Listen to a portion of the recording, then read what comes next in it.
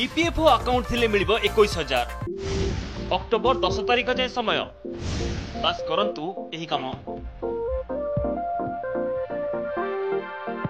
EPFO account धारी को सुविधा जोगाई देबकु अनेक नुआ नुआ नियम कार्यकारी करूछंती ईपीएफओ कर्तृपक्ष, जहा द्वारा अकाउंट धारी माने सहजरे टंका उठाई पारुछंती।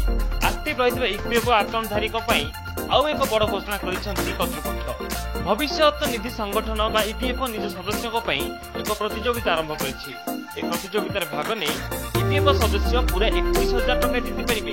खाली सेतिकि नुहे, प्रतियोगितारे जेउ माने प्रथम द्वितीय और तृतीय स्थान रहिबे सेमानकु मध्ये नगद राशि प्रदान कराଯିବ। आपण शब्द सहित खेलिबारे माहिती यदि हां तेबे आपणक पई ईपीएफओ आनी एक सुवर्ण सुযোগ।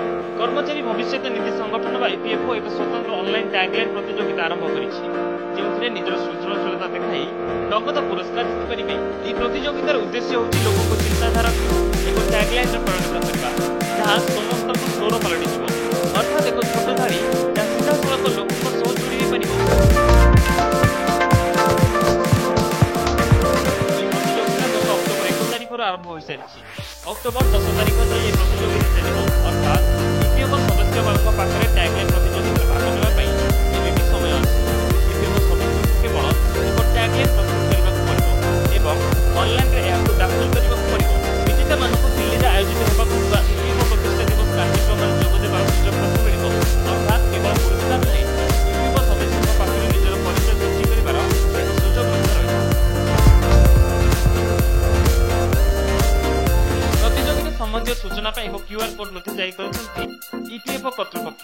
प्रतियोगी माने क्यूआर कोड स्कैन करी समस्त विवरणी पाई परिबे एवं सेठर निजर एंट्री दाखल करि परिबे। यदि आपनक पाखरे शब्द सहित खेलिबार कला अछि तेबे विलंब करंतु निजर चिंताधारा को टैगलाइन रे परिणत करंतु एवं 21,000 टका पर्यंत नगद पुरस्कार जितंतु। मन रखंतु जे प्रतियोगिता रे भाग नेबा पई